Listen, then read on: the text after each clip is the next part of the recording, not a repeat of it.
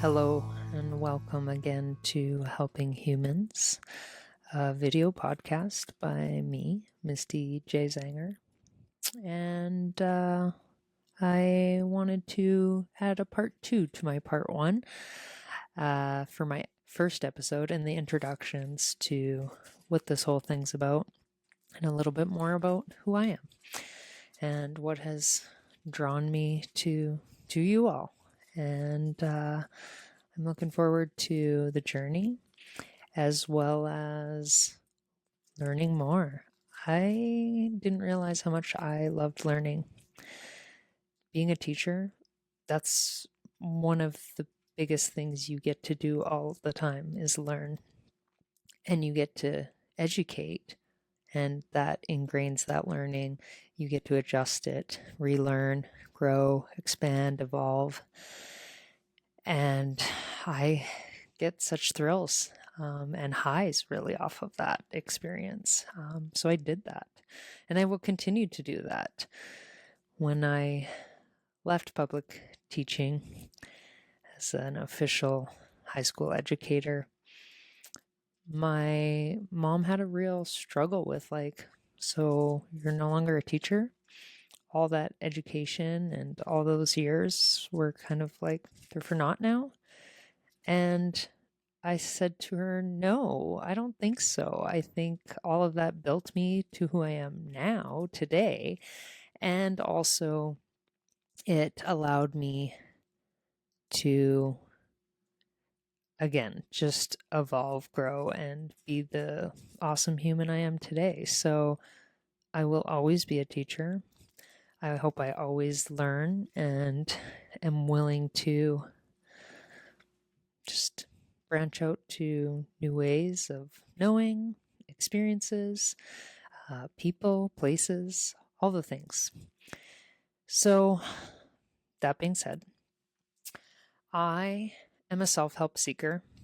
I, with the burnout, exhaustion, fatigue, loss of true purpose, I suppose, in the end, like coming from deep within me, that was going to be the driving force. I was spinning like a wobbly top off its axis, and it was very uncomfortable.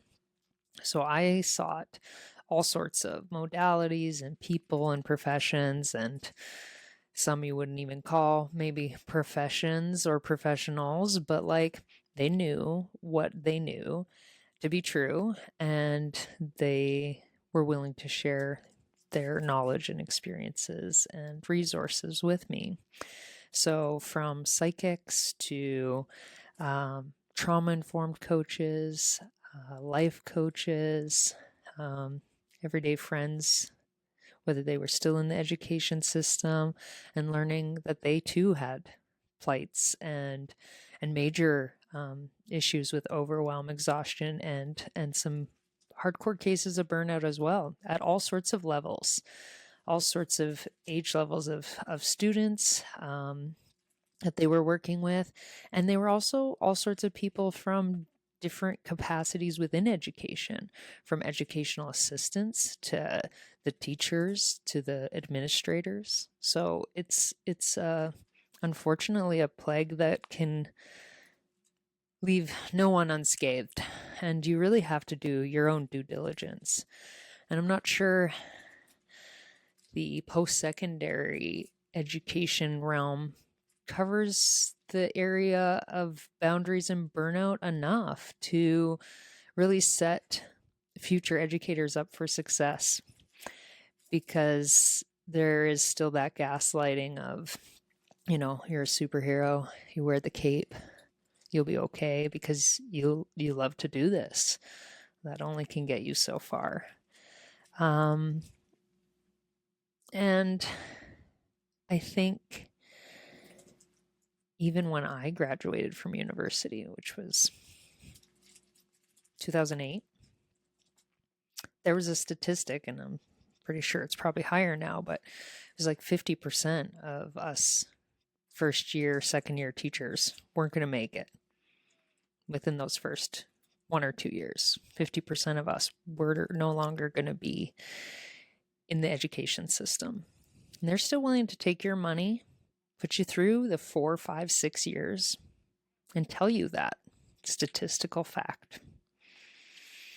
Instead of setting you up for potential success in actually having courses year after year and ingraining it within their own educational classes about what matters to keep your balance. And again, boundaries is a big one to preventing burnout, and understanding that there's a full sentence of no. And that's all you need to say. And not guilt trip ourselves or shame ourselves into overextending our energies and our limits, because it's going to come at a cost. It always has to come out somewhere. And unfortunately, you're going to be the one that's going to pay. And will it be up to you how it all shakes out? Not always. You have to have a lot of both foresight and ability to see what's happening in all the swirlings around you. And unfortunately, things come quickly, and trauma happens. In the last few years of teaching, there was snowstorms in weird times of the year that totally rocked our school division and school specifically, like unprecedented things, and fires that took lives, and the life of a person I knew, and accidents and people taking their own lives, and no longer being here. And you just kind of gotta, if you can, cry and move on. Like, I don't know how many times I cried at school while teaching, and having my students see me like that, which, vulnerability is a good thing, but there was no minutes to like really lean into that and share, and it just seems like you had to move on. And sure, there are resources, but accessing those on your own, not an easy thing when you have so much other things to do that you think, oh well, it's just what it is. And important people, the loss of those people, coworkers, former teachers, family members, friends, people you didn't even know. I cried for them too. And then you throw in a worldwide pandemic,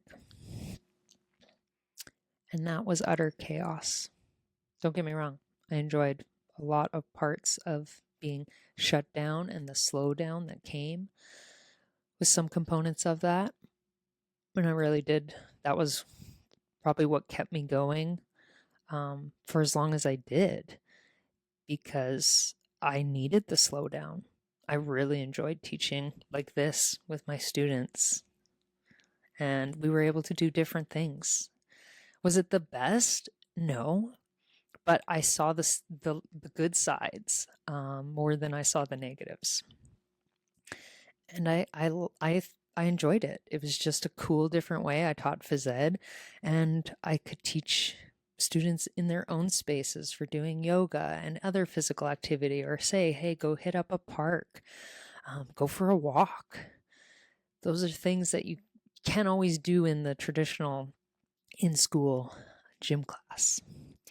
So there's that good stuff. But then there's all the compounding political issues, health concerns, and that went on for years.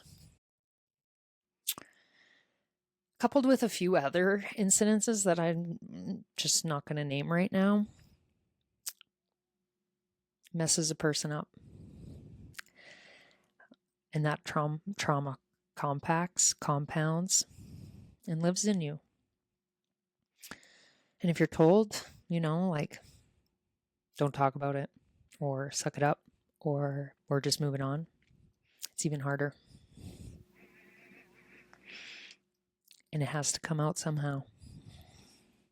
And in the end, I realized that nobody, again, was going to help me but me, and that their care was about other things and not the human sitting in front of them, crying, spinning thousands of plates, and trying to do a really good job at it. The best I could, truly. And I had big dreams, big aspirations for myself, my classes, my programs, the school, the division,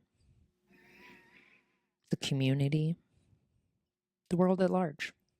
And Mahatma Gandhi says, be the change you wish to see in the world. I had that quote on my wall as a teacher for years. But I think until those days of finally coming to the end, as it were, in hindsight, it was the end of my time in public education. I had to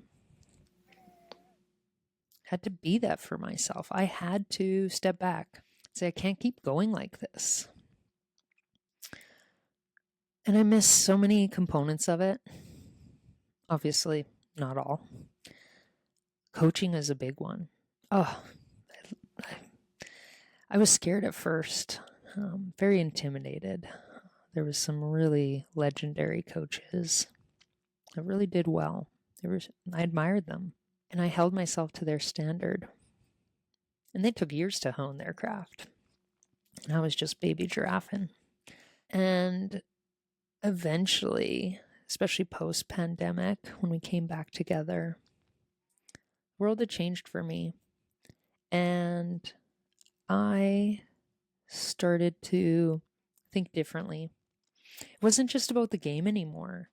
It was about people and connection and care, compassion, while building skills and experiences and true self-belief.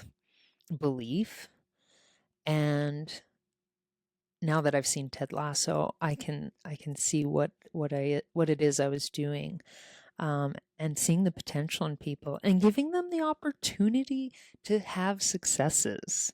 And I think that's huge, which can often be robbed from us at any age, at any place, not just a sport or in an educational or career setting, whatever it may be.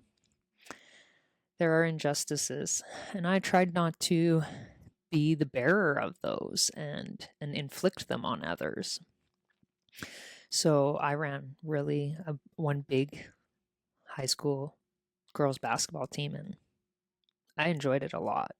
Sure, there are cons. Again, everything has pros and cons, but there was something about being able to have this large group of humans who all had their things, blessings and curses, and we got to work together daily, weeks on weeks, which it's a long season. It's over 4 months. And you become a family.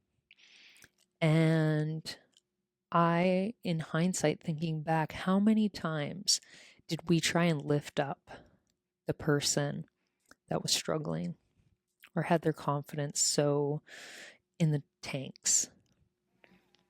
And I would be, we're getting so-and-so the ball, they're going to score, or whatever it was. We had a mission, and that was our team's mission. Win or loss, I honestly didn't care, because mostly I came from a background of not winning a lot, but I tried, and I hopefully had fun doing it. And I can tell you it's more fun when your team rallies around you and you get those little victories, which are, again, in the end, the big ones. Building of the community with compassion and kindness. So there was definitely some moments in that realm that really stuck with me, and I really enjoyed. I loved it. So now, that I'm no longer in that capacity of coaching like that. And I'm a spectator watching, my niece and nephew and some other kiddos play their sports and do their passion projects and events and all the things and learn in class. And it sometimes saddens me to watch them get coached in a way that doesn't uplift them and make them feel like a rock star. So how can I help them while witnessing this? And I think that's one of my pursuits moving forward, is to help coaches be the best coaches they can be. Ted Lasso, Misty Zanger, there's so many amazing, heartfelt, loving, kind, compassionate coaches. And we're real. And we want everyone to succeed. And there's a little acronym for team. Together, everyone achieves more. It's not the best get it all of the success. It's truly joining together and uplifting from the bottom. They're there for a reason. They tried out. They came. That's scary. It's so brave of them. And then you don't play them, yell at them in practice, scold them for being late. Don't get me wrong, there are life lessons to be taught and character building to be done. But tearing people down, not going to be how you get your best results. And that person is a human being worthy of your care and your understanding. To see them as a human being, no matter what age they are, what event you're participating in with them. You need to see that and see yourself. How are you interacting with them? How do the parents and family members perceive what you're attempting to do? And you can't win it at all. And you will surely upset people, because you can be trying so hard right here and not see all this other stuff. And you can't. It's really difficult to cover all your bases. But the more you hone certain components, they will become natural. And you'll just do them, and you don't have to think about them. So you can start focusing on the things maybe over here that you were ignorant to, blind to, couldn't see, or couldn't deal with because you were too busy focused over here. So there's a lot to be said there. I can talk coaching for a long, long time. Ask me any questions. I will expand. But that's a little Ted's Talk idea that I have percolating, that we need to help coaches so they can help our littles, that will turn into helping the bigs, and everyone just lives a little bit less of a stressful, disappointing life. That's what I believe. Anywho, enough of the feeling like heavy. This podcast is a new adventure for me. With my local one, I had somebody I know write a little song for it and record, and it's amazing. I freaking love it. And for this one, I have nothing. That's part of the reason why I haven't published and sent this out into the world yet, is because I wanted a song. I wanted something, a musical number that really showcased the Helping Humans vibe. It never came across my plate, and I can't keep waiting. And I think there's a bazillion different musical numbers that could be jiving with this idea. So if you're watching, listening, and you think you have a cute little tune, or you want to make one around helping humans and this whole idea around compassion, caring, loving, all the positive words you can think of, maybe you share that with me. And maybe episodes can have different ones, and it's not the same theme song all the time. That to me is cool. Me having that allows for showcasing of you all and the talents that you have. I love music. I am just not really gifted in that realm. Not even the junior high recorder is barely passable in that aspect. So like music's just unfortunately not one of my things, my jams, if you will. So if you want to work something out and share something, love to hear it. Other than that, if you have any questions or ideas for topics you want discussed here, I do have a way to submit those via my website, which my website is www.mistyjzanger.ca. That's it. And the other way is to email me, same mistyjzanger at gmail.com. And let's see what we can do. Again, that's questions, submissions of topics, or you want to share with me a musical number that is original that you've done. I don't need you to be borrowing other people's content, but I want to help showcase you and share a little love with the musical community.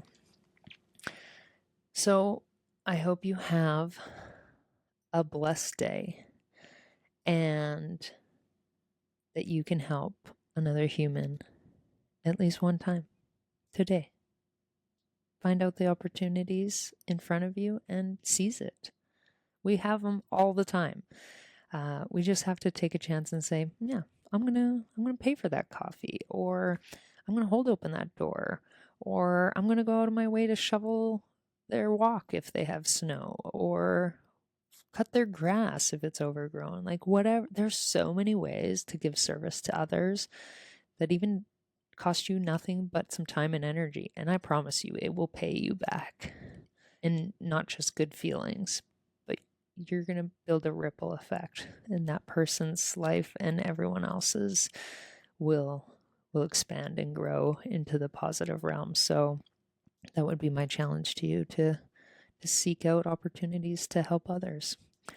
So I love the heck out of you, and stay tuned for our next episode.